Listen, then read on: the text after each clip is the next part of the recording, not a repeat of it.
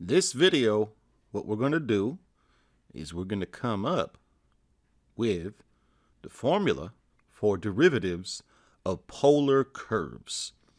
And then we'll also look at an example. So let's go. All right, so we start with a polar curve, right? Some polar function here. Let's call it r is equal to f of theta. Say we got a polar curve. And, let's just pretend the curve looks like this, for instance. Maybe that's our polar curve. So what we'd like to do is figure out at any given value of theta here, what is the slope of this function? That's our goal. Like I just said, our goal, determine what the derivative of this polar curve is, but with respect to x. So of course the slope here, as we look at, say, here's this particular tangent line at some particular theta. So remember theta, we just move counterclockwise like so. And then there's some theta. And of course the length here from the pole to that point out there, r comma theta, is determined by this length r, and we see the tangent line at that particular point.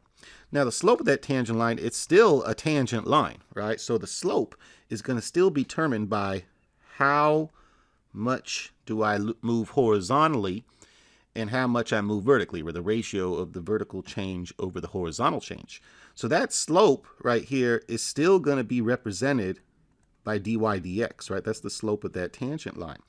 And so if we want to figure out what the slope of that tangent line here is in polar coordinates at some point r comma theta, well, we're going to have to figure out what the equivalent formula is in terms of the derivative of r with respect to x, or if you will, dy dx at that particular location.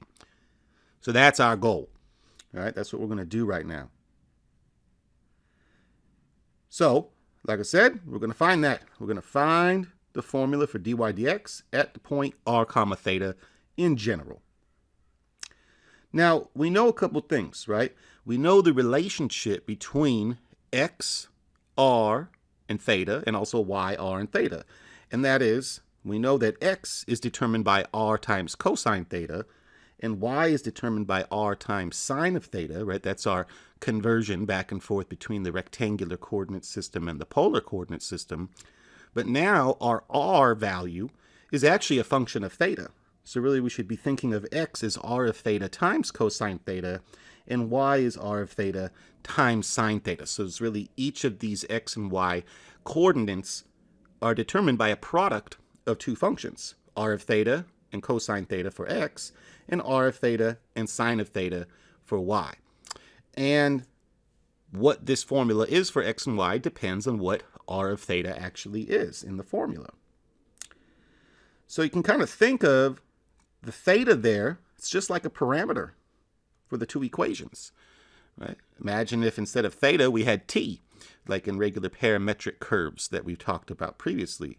Just happens to be the parameter here is theta, and theta is the variable as determined in the polar coordinate system. And that means we could figure out what the derivative of y is with respect to x by taking the ratio of the derivatives, right down here, dy d theta divided by dx d theta. Right? That's our formula for derivatives of parametric curves, and in this case, theta just happens to be, like we said, the variable in polar coordinates. So that's what we'll do. Let's go ahead and find dy d theta first, right down here.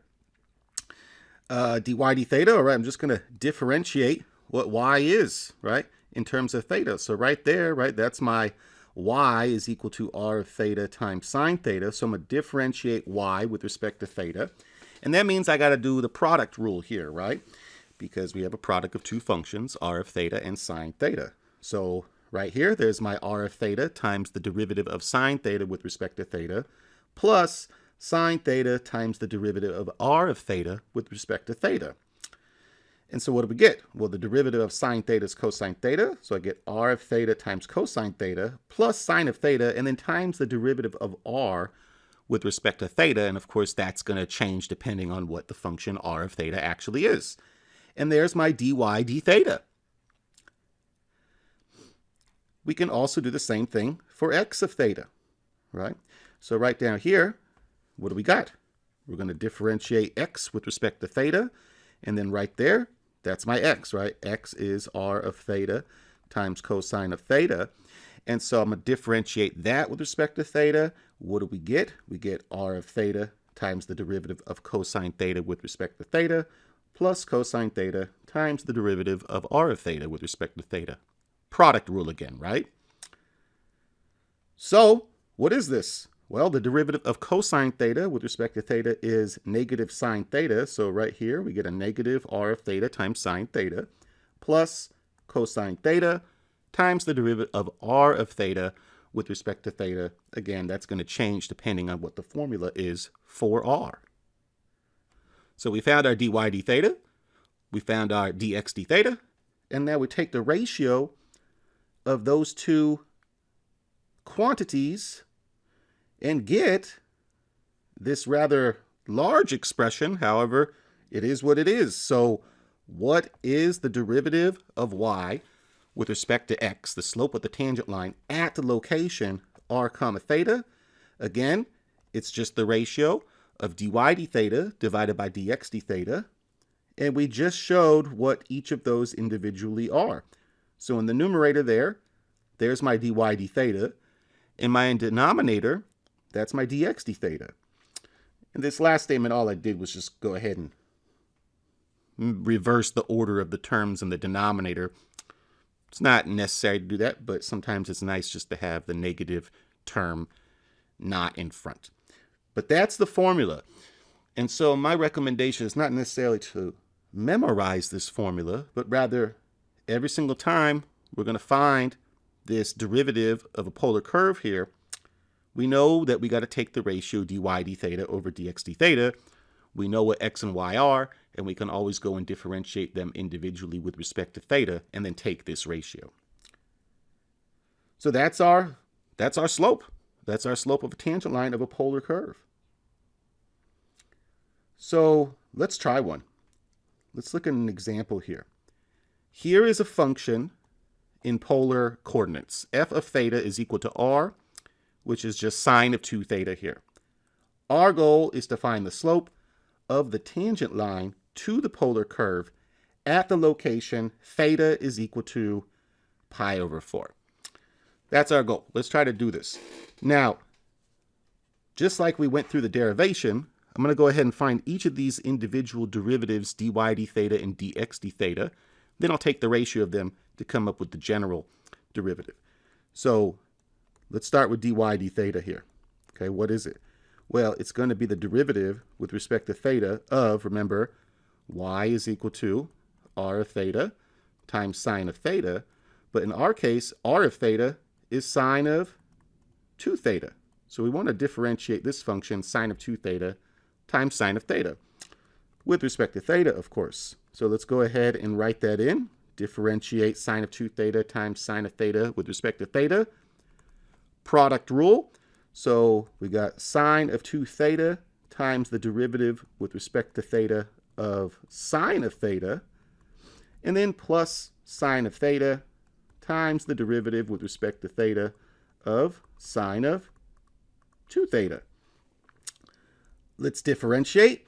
Derivative of sine of theta is cosine theta, so I get sine of 2 theta times cosine theta for that first term. And then chain rule for the derivative of sine of 2 theta, it's going to be a plus. All right, derivative of this piece right there is going to be a 2 times the cosine of 2 theta. So we get plus a 2 sine theta times cosine of 2 theta. And that's just my dy d theta, right? Now I still need to find dx d theta. So that comes next. Dx d theta here is the derivative with respect to theta of x. So at the top here, again, remember, x is equal to r of theta times cosine theta. And in this case, again, r of theta is sine of 2 theta. So x is sine of 2 theta times cosine theta. So that's what I'll differentiate. All right, derivative with respect to theta of sine of 2 theta times cosine of theta. Another product rule. So we're going to have sine of 2 theta times the derivative with respect to theta of cosine of theta. And then plus the cosine of theta here times the derivative with respect to theta of sine of 2 theta. Differentiate, what do we get? Derivative of cosine theta again, that's negative sine theta. So I get a negative sine 2 theta times sine of theta for that first term. And then we already had found the derivative of sine of 2 theta earlier, right? That's going to be a plus a 2 cosine theta times cosine of 2 theta by the chain rule. So we did it. We found our dy d theta. We found our dx d theta. And hence, in general, dy dx, the slope of the tangent line at some particular polar coordinate r comma theta, is therefore in this situation dy d theta divided by dx d theta, which is sine of 2 theta cosine of theta plus a 2 sine of theta times cosine of 2 theta. That's my numerator. All divided by, I'll go ahead and just switch the order again just so the minus sign's not in front. 2 cosine of theta cosine of 2 theta minus sine of 2 theta sine of theta. There's my derivative. And remember, we would like to find what the slope of this polar curve is, specifically at the theta value of pi over 4. So that's what we're going to do. Now we're just going to go ahead and plug in our thetas everywhere into our formula. So what is the derivative here? The slope of the tangent line of this polar curve at the location of theta is equal to pi over 4. Plug it in. What do we get?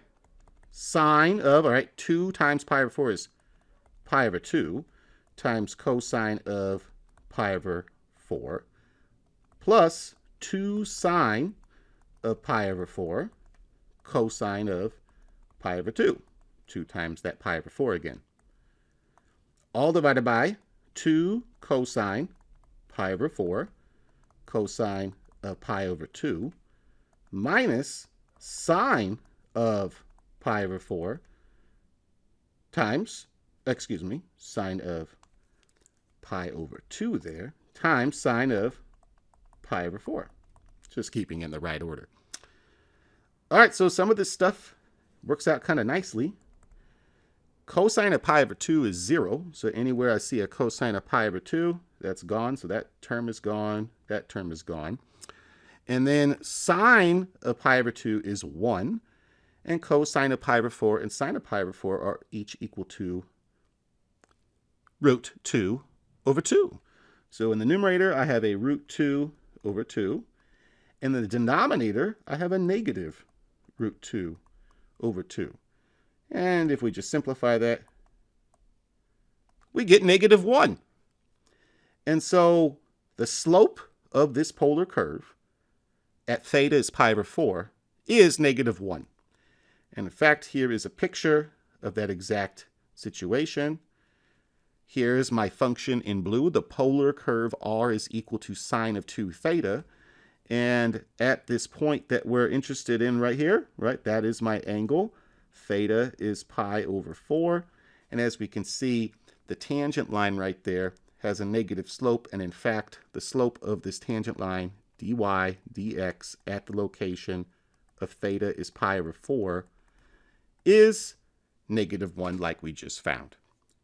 And there you have it. So we came up with the derivative of a polar curve. And then we look at an example to see how it works out.